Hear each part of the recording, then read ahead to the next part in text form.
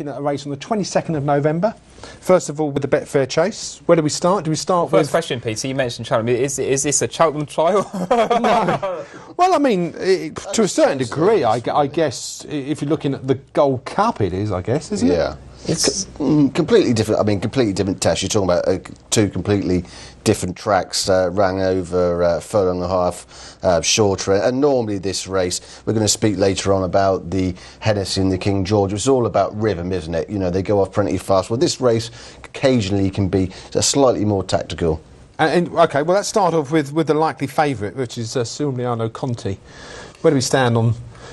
Again, we've got to see these horses in the flesh, I guess, but... Yeah, you got to take a view. I thought he's a really nice horse. You've got to really look at him and Q-Card and Dinast and say, you know, they've all done really, really well. Who's going to progress or at least hold their form this year? And I would say possibly Q-Card might be the weak link, although probably his best 3 runs have been in last 3 runs that he had. But I'd just be thinking Silviano Conti could still be at the really top level.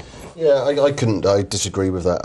I couldn't have the horse on my mind after last year. I mean, if we look at the race, I mean, I was with Silviano Conti last year. In fact, backed it in this Betfair Chase last year when beaten by Q-Card and was beaten 6 lengths that day. Admittedly, Noel Feely that day took the horse a little bit wide, but was going like an absolute dream a mile out and really disappointed me. It just failed to pick up in the closing stages. And then we're expected... Well, there's either two things have happened when we've gone on next time when they've met in the King George, and this time Silviano Conti's beating Q-Card 3.5 lengths. So there's two things either happen. Either Silviano Conti's improved £10 for the run within 4 weeks, or Q-Card hasn't quite run its race. And looking how the Gold Cup result came with Silviano Conti where it finished, I'm now inclined to believe that perhaps Q-Card underperformed in the Betfair Chase, and in fact Silviano Conti just perhaps ran his race. But I think he showed in the Gold Cup. I think he falls a little bit short, and I'm very concerned he's just started to hang as well. He was hanging in the Gold Cup and continued that trait when he was hanging at Aintree. But he's fresh, and this is a key thing. You know, which horses are going to be good fresh, and Paul Nicholls is going to, I think, will have him spot on for his first race.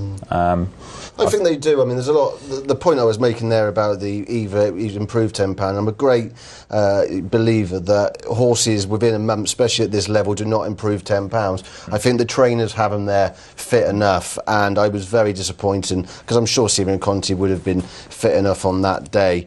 So I couldn't have it. I mean, looking at there isn't many bookmakers offering prizes, but as low as 2 to 1 in one place. So where does Q-Card go this year? What's he going to win this year? Well, Q-Card is interesting because obviously he came out first time at Haydock and performed like he did. I mean, the big question was, will he stay? You know, I was a believer that perhaps he wouldn't get the race. I mean, if watching the race in the King George, over 3 miles, a furlong short, it looked like perhaps he didn't get home. It looked like it was going to be a little bit of the same treatment with Silviano Conti. But I don't know, he's got to come back from an absence, and it's another case of, you know, we've got to see what he can do. But I do believe, to the Tizzards, they wouldn't have many of Q-Card's calibre in their yard, and I'm sure first time out for a prize like this they'd have him bang ready. And the Tizzards weren't in great form, and they haven't been in great form actually. No, I mean, Q-Card on his day is superlative, fantastic horse, but there's that worry now, will he be right, will he be fit enough, and then... What about Dinast? Dinast for me last year, I was with Dinast in the King George. I've always had a problem with Dinast truly staying 3 mile at championship pace. If you stop the race, that was, must say, Haydock Betfair Chase has now ran over 3 mile 1 furlong last year, and it's going to continue to be that given the modifications to the chase track. And for me, he came there to the last, and he was actually half a length down on Q-Card and blatantly didn't stay for me. And I think it was a little bit of an illusion that Silviano Conti was making ground. I thought Dinast was actually coming into his tether. I mean, Dinast got bags of speed and proved himself at Cheltenham again over 2 mile 5. So if this was a 3 mile race, no worse than good to soft, I'd be with him all the way. But he lacks size, he lacks scope. I think he might just be a horse you have to catch first time, and maybe the Pipes will be looking at another race. Now something that you've always claimed to have, but never quite delivered, is Wonderful Charm. Wonderful Charm, Yeah. And, if you're looking sort of a bit further down the prices at something, I mean, Wonderful Charm didn't go on last year. I think it got progressively worse. But I think that's the story each year. But in the previous year, he had breathing difficulties. He had an operation over the summer. He came out on his first run last year and he won. And again, you would think that would be the plan this year. If they've worked on his breathing, looking at how he ran last year, they might have done. They'd have him fit first time, where possibly some of these others may not be 100% tuned up. I thought Wonderful Charm was a credible outsider first time out. I mean, last year I still have bad sweats about the horse because I followed him over a cliff after watching him win impressively at Newbury, and all his collateral form line suggests that he really was going to be top draw. For whatever reason, he didn't produce. I mean, I've just done too much money. I couldn't have enough on to get it back with the horse. So he wouldn't be for me for those reasons, but I fully respect on those better performances last year. Now, the indication was from Rebecca Curtis that O'Fallon's Boy is not going to make this race, and still in the betting.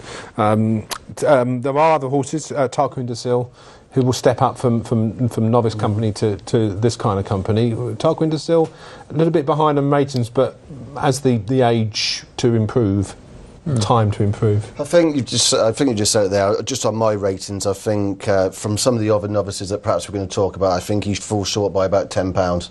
He certainly wouldn't be. Who, from the novice side of things, could interest you? Before we talk about your one, if it come up like a mud bath, Harry Topper, but you know, from a well, the Hollywell's are very, very interesting. Now, he's never given me the visual impression of a horse that I ever wanted to back. I remember watching him at Doncaster beating Victor Hugo. It was a fantastic finish. But I mean, if you'd backed the horse, I mean, you know, all the way round you'd been concerned.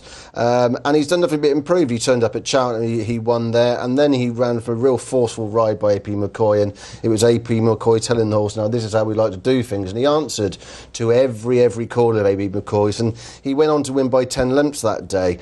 I had a little bit of problem with the form in behind. I wasn't sure some horses ran out to form, but you start saying to yourself, well, they couldn't have all run under form. He was very progressive. I just thought there was an interesting form line that I did find.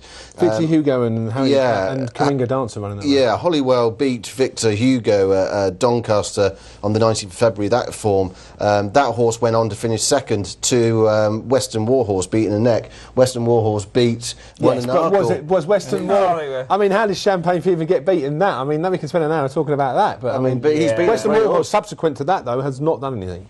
He hasn't done anything to that, but his supreme form has, hasn't it? Yeah. You know, the second and third horse have gone to finish first and second in Champion Hurdle. I thought he did everything right that day in the Arkle. Like you say, how didn't he win? He was ridden in a similar way. Didn't he jump great? And I thought it was all credit to Western Warhorse, but I thought it was interesting that form line did suggest that Hollywell, you know, well could be. He's just not one of those flashy types of horses. I did get to speak to John Joe O'Neill on Friday. He kindly rang me up. I approached him on Thursday to tell me that the horse would be having a run. But he would definitely get an entry to the but he would be